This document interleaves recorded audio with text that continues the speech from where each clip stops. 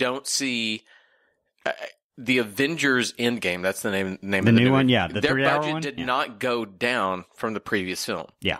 These, even though they continue to return high dollars, their budgets continue to go down. So they have to find ways to cut so they can continue to do it. And that's why you make these choices. I mean, let's be honest.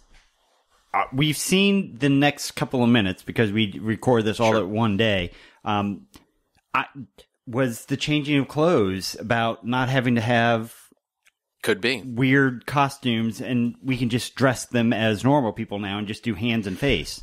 Yeah, but you're yes, I wonder that too, but you're still doing hands and face. Yeah. And, the You're costume is a costume, money, yeah. right? So we do get the line with the valet. What do you doorman? call him? At the check-in desk. Yeah, the hotel attendant guy. What do you call the guys? Why are we all blanking on this word? The desk attendant, because he's not a maitre d'. There's an he's actual not a term for concierge. The guy that comes to get your bag. No, that comes to get your bag. The bellman. The bellman. That line was not in the script. Okay. So when he walks up to her and he goes, "Your luggage, ma'am," and she goes, "Of course it's mine," and clutches her bag, her carpet bag, that was not in the script. So they decided to add some more of the comedy. And I actually, unlike the dog and the unusual siren, I feel like that is playing more into the minute before when Zira says, "Good night." The fish out of water TV. stuff, yeah. Exactly. I actually thought it was kind of a nice moment. It's one of those things of, has Zira never had an interaction with somebody that they've asked to take something from her? You come over to my house. Can I take your jacket? That's True. not something. And, she was that way when Zayas came in and Beneath, and he came to see him. She's very much kind of, can we get you? Treating him like a guest in the house. Traditional accommodation. Right. Yeah. But I think I liked it. I think it's fine. It's a fish out of water, but that's not necessarily something that I think would be strange. We did the shot from above again as opposed to down below, and I was a little disappointed by that too. We do move to down below when we get to the desk itself. But we still do that one shot from up above, and that would have played better comedically had it been down at their perspective. And I'm guaranteeing you that, again, this is just because, we've got it here. Why even do the setup? I mean, they had to mic her they had to mic them in order to make that happen. They had to have something there to not necessarily. That's so far away. You don't have to worry about lip sync. You can do that ADR. You can do that ADR. Oh, you good can point. completely Probably, come in, and those are the easy ones to drop in whenever you want. When you can't see a face, when it's so far away. So when she goes, "Of course it's mine," and she starts to walk away, you see Cornelius kind of turn to the bellman and go, like, "Huh? I'm gonna get you." Like it's not super dramatic, but you see him pause a little longer, like chest puffing up. Yeah, right. Yeah. It was kind I of. did find it odd though that we had Mr. Monopoly out front, and suddenly our bellman now, while dressed in a weird red outfit, has no tie on. Okay. You're right. He's a white jacket with just a red outfit. It's just like, Mr. Opulence out front, and inside is Mr. Laid Back Cool Dude. No wonder she worried about why you're trying to take her bag. She's like, who are you?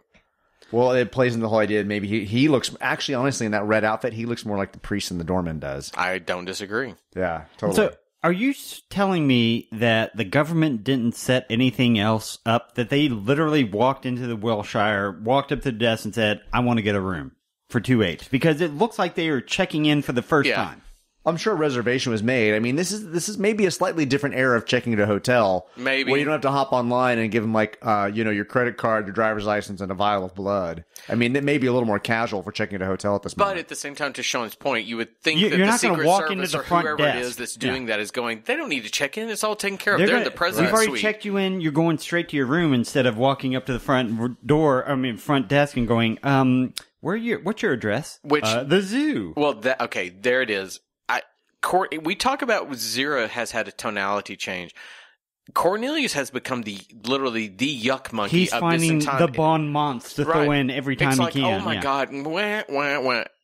Why? Why do that to him? The zoo. The zoo. And of course, Zira loves that too. Ha ha ha. They're so cute. But so, it says inside the hotel at the reception, the clerk proffers visitor's card, which Lewis then signs for them. And the clerk says, "Address, please." Lewis looks helplessly at it, and that's when Cornelius shrugging goes, "The zoo?" And it's meant to be a comedy moment. Yeah. But one of the things that I find interesting is that Lewis is the one who goes to the counter. Cornelius follows him, and the two women remain back behind. I didn't even notice that. Sorry, women belong behind us, don't they? But I mean, you're absolutely right. They did stage it in such a way that that's how the men are going to take to the counter. But to it's make a sure sign that's of the times. Yeah. Nowadays, The email address for all complaints is Todd.Hertzl or what? But, if that were today, you're absolutely right. Zero showing her spunk would have been, he doesn't sign for me, I sign for him. Should have walked and into it that would moment, actually fit with what Cornelius said earlier about only when she allows him to speak. It would have been a really nice moment to have Zira go up and go, I'll take care of that. I would think only Cornelia should have had spunk, not Zira. Gross. You're disgusting. I do love that after Cornelius says the zoo and everybody kind of chuckles, Cornelius goes, "Rrr." Like he pulls his shoulders. The audience can't see me do this. He pulls his shoulders up and kind of grimaces his eyes a little bit, looks back at Zira like, I'm so clever. It was so cute. I'm sorry. I'm so clever. See, I can't get past all that because during this whole moment while Cornelius is bopping his head around, you begin to see how overly coiffed his hair is, and it's almost like they've put horrible hairspray even below his chin. As he does it, it looks more like a helmet. It's like, oh, holy shit. Well, I mean, literally, he has a 70s hairdo as an ape. We're catching Zira from behind, and yet they went out of the way to make sure every hair is not in place. I'm sorry, that sounded a little bad too. Watch out, Richard. We're working a little blue today. Sorry about that. They went to the back door of the hotel. Oh, my goodness.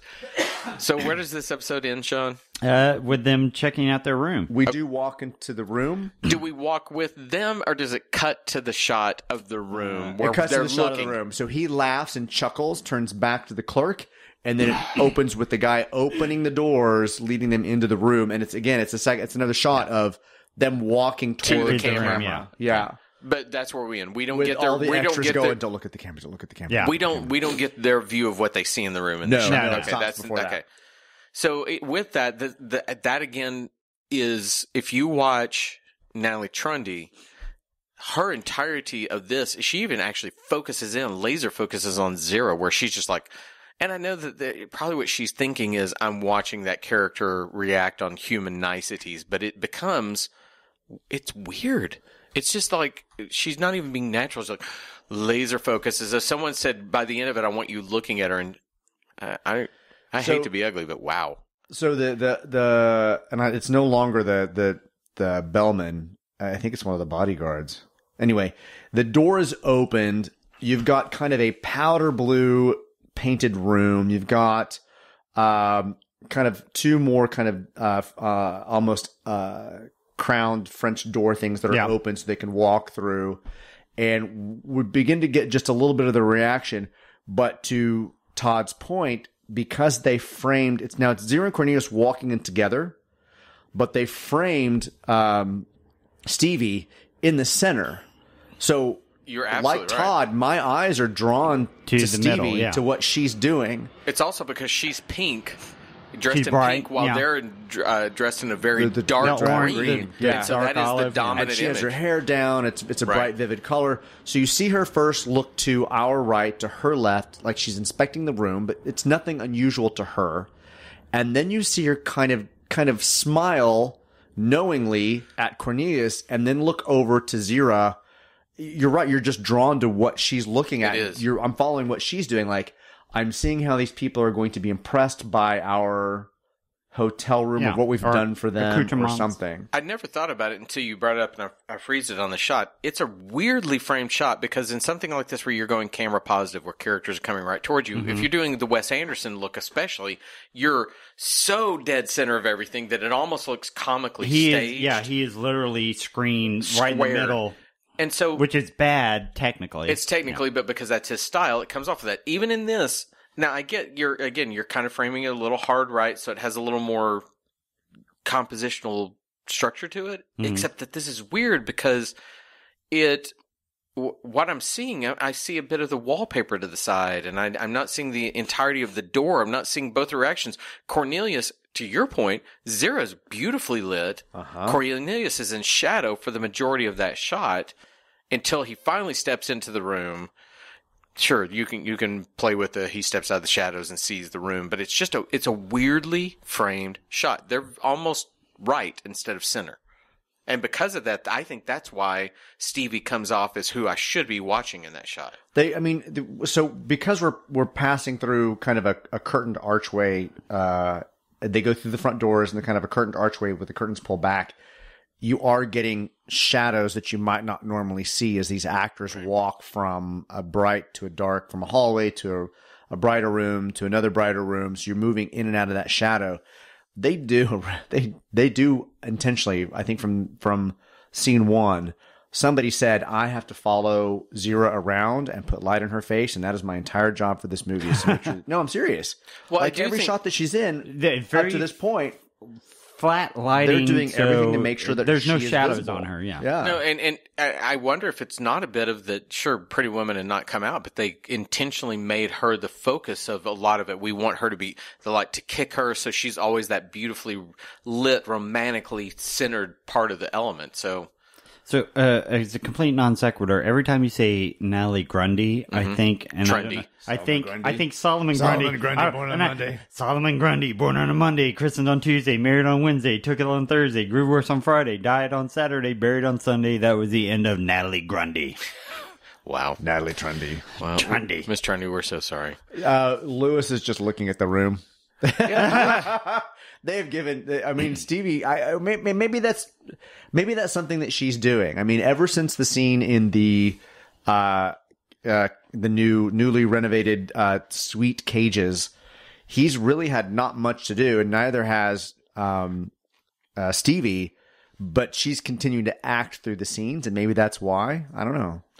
You know, that for some reason, and I thought of this whenever I was watching it, I'm going to try and find this. Steve and Edie. Do you remember Steve and Edie? Yeah. So, Steve Lawrence, Edie Gourmet. Yeah. Every time I see Lewis, I think of Steve Lawrence. There's something about him kind of like, hey, he just sort of walking around. And I kind of expect him to have a martini doing that kind of thing, and I can't get past it. I keep thinking Carol Burnett's going to jump out at some point, too, and play along with him. I honestly doubt that they put in the thing when he walked in, like, that you're a really good zoologist. I think you're great. They saw him as somebody that could play that role. Yeah. Right. They didn't see him as, like, the scientist, and they didn't see Natalie Trendy as the scientist either. They're like, we're just going to throw some smocks on them, but we really need them to do these other things. Right. Well, I think that takes us up to the point now we're going to... We finished this minute. There was not a lot in this minute. We put a lot in it. Yeah. We beat the hell out of that minute. Yeah. All right, we will be back tomorrow, and guess what we're going to talk about tomorrow? Planet of the Apes? Stuff that's in a room on Planet of the All Apes. right. All right, we'll be back tomorrow. Everybody have a great day. For Richard and Sean, I'm Todd. See you tomorrow. Bye. Bye, everybody.